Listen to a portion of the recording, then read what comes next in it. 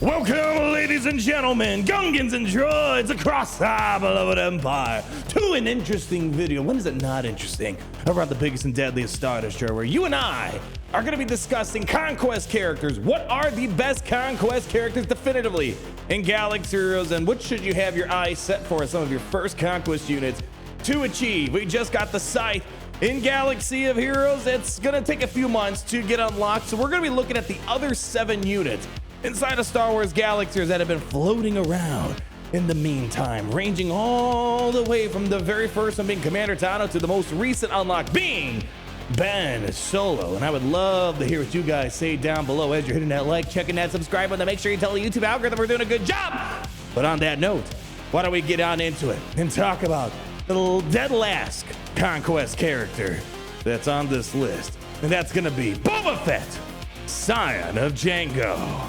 So I get this question a lot. What would I rank all these Conquest units? Because there definitely is a range of viability between all these different units.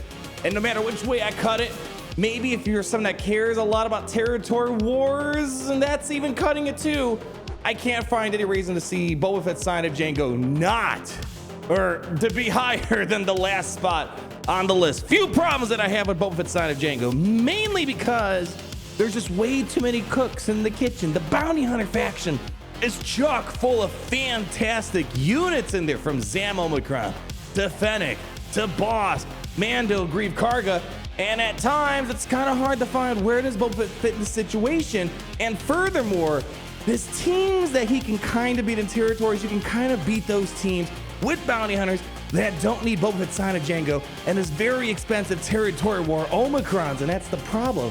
He's way too limited to territory wars. And when he's limited to territory wars and there's teams that can do the same job, such as Fennec Shan, Beskar, Mando, or Zam, whatever the case might be, well, he doesn't have a lot of value in that case. You can beat Lord Vader with Fennec and Bam without any Omicrons whatsoever. So unfortunately, Boba Fett Scion of Django, I find it really hard to convince me to get this character. He's probably gonna be one of those that you don't wanna get anytime soon unless there's a bigger purpose for him down the road. So sorry, Boba Fett, with all due respect, you're last on the list here. Scroll down, yeah, yeah, oh, yeah, yeah. Second from last on the list, I'm putting Ben Solo. Yes, take a bow, my friend. Okay, Ben, it's a little early. He could perhaps inch up the list, but I'm not seeing him being like a top, 4-3 Conquest unit in the game. Few reasons. I want to point out, number one, he's really just meant to be a small lifter unit to Rey. I don't think he's nearly to the level of Commander Tano or Maul lifter units for their respective galactic legends.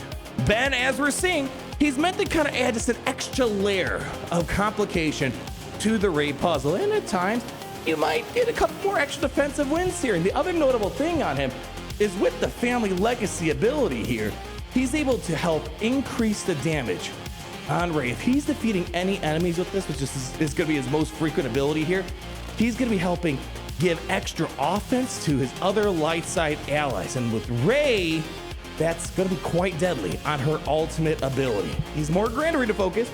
Good news is you don't need him in Grand Arena to take on things like Jedi Master Kenobi. Having just Rey, Ben Solo, and your normal Resistance team take on Master Kenobi is kind of a big deal, especially with this whole instant defeat immunity. Again, doesn't need the Omicron. The Omicron's really just trying to really unlock the full potential of the cheese on Rey and keeping her alive as long as possible, because you can't kill off Rey until Ben's defeated, but you can't kill off Ben until Rey's under 50% health. For me personally, after what I've seen, and keep in mind they did fix his damage, he does hit a lot harder than he did in the original when he came out.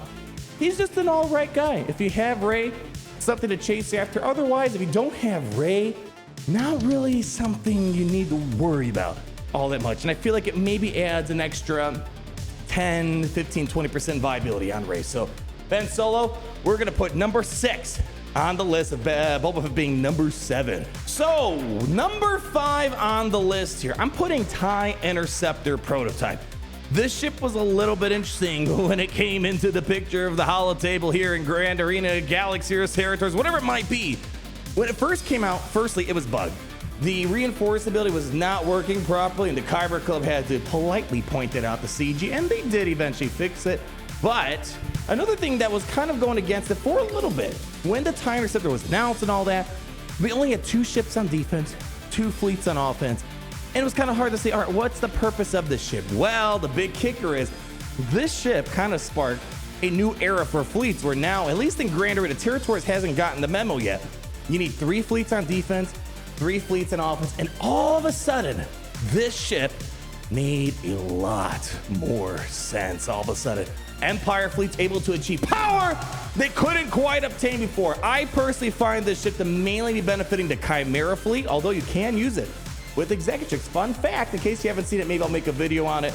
This ship helps the Executrix Tarkin's fleet to beat Profundity. Not as well as I think as the Malevolence, but still nonetheless, it's helping them achieve a new level of power just primarily because when you're calling this ship in, as a reinforcement, you're reducing cooldowns on the capital ship and able to get to ults faster, bigger abilities faster. It's not a bad deal. This spell on the debuffs, this spell on the buffs on the other side of the field. It's a fun ship. My thing is really, I still don't feel like it's as necessary as some of the other items we have in the game. However, if you do have an Imperial fleet and you've already gotten some of the other characters we're going to mention, this is probably going to be higher on some lists. Like, for example, if you're not worried about your Sith Empire, you don't have a Sith Empire, this might take a bit more precedence. This is kind of one of those ships where it's not entirely needed, but as you progress later and later and later, this is going to be a ship that's going to be great on defense, great on offense as well. So I'm putting the TIE Interceptor number 5 on the list. I do quite like it after those few changes happen to the fleet meta. Side point, isn't it funny that we're getting so many Inquisitor ships this year? They told us, to give CG props, they said, hey, you're gonna really need Inquisitors for a bunch of stuff. One thing I dislike is the fact that they're artificially making Inquisitors important instead of just making them a good team straight out the get-go, and then everything else is just kind of extra. Datacrons, the ships, the territory battles, the galactic challenges, the assault battles. They did it the other way around. They made the team mediocre, but needed for a lot of stuff, and it needs Datacrons and all this other stuff here. Nonetheless, let's talk about number 4 on the list, and I feel like I'm gonna get a little bit of heat on this one right here, but just stick with me for a second. Number 4 on this list is going to be Darth Malgus. Ah, stop! Okay, don't! No, please, please, please don't. Don't hit the dislike button, please. No one wants to watch Galaxy of Heroes videos already. Please, just stick with me for a second. Let me just say, I'm already biased towards Grand Arena characters. This guy is designed for Grand Arena, and he is basically a galactic legend for Grand Arena, especially when you have the leadership Omicron on him and all the other ones on him. We're a little bit skewed right now because he's got a Datacron that can constantly, basically insta-kill enemies, which is going away in a few days here. So we have to kind of remember that's a huge part of the viability that's not going to be there as of next week here. But he is a character, especially if you have Sith Empire and you love Sith Empire, you love Darth Revan. This is probably going to be one of those characters that's going to be higher up the list here. I'm looking at more of a general approach to the game. His sole purpose really is just take that Sith Empire and take him to basically almost a galactic legend, probably like one step above what General Anakin Skywalker could be. And what more could you ask for the guy? He's a pre-taunting tank on a Sith Empire team. When you have talent, you hit the guy, you're feeding turn meter to the Sith Empire, and they can't lose turn meter. Craziest part is, once you kill him off, you still got a Sith Empire team to finish up here. But why am I not ranking him in top 3? Asked me a couple weeks ago, I would have said, you know what, I think this guy is top 3 material, but we have a couple other units I think are a little bit more important for the grand scheme of the game. And honestly, I think the biggest thing is that stopping him from being top 3 Conquest units is the fact he's tied to Grand Arena Omicrons. If he did not have Omicron specific viability, he could be used in any game mode, I think he would be easily a top 3 unit in the game. But him being just contained the Sith Empire, needs those Omicrons, and mostly a Grand Arena team, although you can use them in territory wars for a few things. That's what's putting him at number 4. And hopefully that makes sense. I do love this character a lot, but not everyone can be number 1 in the game. So Malgus, I love you, buddy, even though I keep saying Malgus and Malgus frequently interchangeably. This guy, I do like him a lot. One of my favorite characters in a long time. So don't let the number 4 position fool you. Now we get into top 3 This is where things are going to get very, very interesting. These characters, units, I should say, you know, you can kind of tell by order of deduction what we're missing here. These units are not tied to a specific game mode and needed for high level across the board viability throughout the entire game of Galaxies, and that's why I got to preface it this way. Boy, this top three is gonna be really spicy. I'm hoping you know, you guys kind of agree with where we're going here. Number 3 on the list, I'm putting Maul. Dang, it's so hard. It's so hard picking which ones. I love all these guys. These top 3 units, I love them all. Technically, all top 5 I love them, but someone's got to be in the other place. Whew. Maul is, again, one of my favorite characters in the game. Let's talk about what I really like about this character here. Firstly, Maul, I honestly think okay, Datacrons aside, that's not real, that's fake stuff. Datacrons aside, he is basically the galactic legend for Lord Vader. Lord Vader, in my opinion, is the lifter unit for Maul. Maul gets going really fast, able to jazz hands you out of oblivion here and make you blast off again. This is truly the core function of a Lord Vader team, in my humble Imperial opinion here. Secondly, this right here is a big deal. A lot of these units that we've been talking about, their sole focus is one team, you plug in, and that's it. Maul is not that case. Maul could be used in other lineups where you just get his frenzy going, he just does the jazz hands and throw Droidica with him, whatever. It's just some fast character. So you don't need these with Lord Vader. You could plug him in some random situations, but Maul DeLoreans is a very fun faction. Maul DeLoreans can beat some galactic legends in the game without Lord Vader. Take your Maul, take your Jango, take your Bo-Katan Trash, take your Armor Canderous. You can take out things like General Anakin Skywalker. You can take out some galactic legends like certain Master Luke lineups, some SOK lineups that don't have a full First Order Hux situation going on in there. And occasionally you can take out things like Galactic Legends Rey. And in very, very, very, very, very, very rare instances, I've seen maybe it could take out Jabba the Hutt. That's a bit more of a stretch, and maybe some Datacrons are biasing that a little bit. But overall, great character, the galactic legend for the Lord Vader team, in my opinion. Forms a really solid team. Only reason I'm putting it at number 3 because, again, someone's got to go in the 3rd slot. And also, I feel like the number 2 on this list has a lot more uses.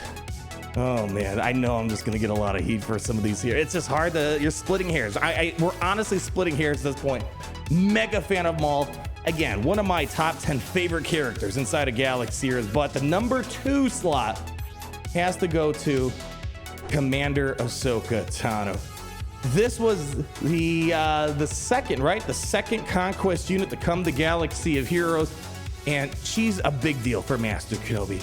A little bit different. I don't feel like she's the galactic legend to Master Kenobi, unlike I feel like Maul's the galactic legend to Lord Vader. Tano is very much a lifter unit for Kenobi, but I still feel like Kenobi can do a lot of the same stuff without Commander Tano. Commander Tano just makes it a bit faster and makes it a lot better on defense for making sure gas doesn't walk them over. But with her, she's got several things. Galactic Republic tag, Scoundrel, Unaligned Force User tag, and that is a lot of real estate they put in. Put her in with the Commander Luke Skywalker team. Put her in with the Dash Rendar team. Put her in with a very popular way. Even if you don't have Master Kenobi, you're gonna have a home for this character. Throw it into Padme Amidala, you could take out some galactic legends. With Padme and Commander Tano, take out Master Kenobi. For example, maybe Supreme Leader Kylo Ren. See, she's got a lot of uses that you can kind of put her in some places. And just having an instant kill in a variety of situations and amplifying the stats of the team, it's a huge deal. And I will admit a little bit of my opinion for her being number 2 is I feel like people like her more in the game overall. So I'm kind of implementing a little bit of community input when we have these conversations frequently on streams. People like to give the edge to Commander Tano, and I can definitely see that. She opens up a lot of off-meta things for a lot of different factions and teams out there. Easily number 2. And I know you know where I know I be going, because you know it's coming because of order of deduction and all that fun stuff. This one might be wildly controversial, but hear me out. The number 1 Conquest unit, in my opinion, you're gonna have to sit with me for a second. Hold down, grab a cup of Joe just before you start click-clacking away there. I'm putting Razor Crest on here. Whoa, okay.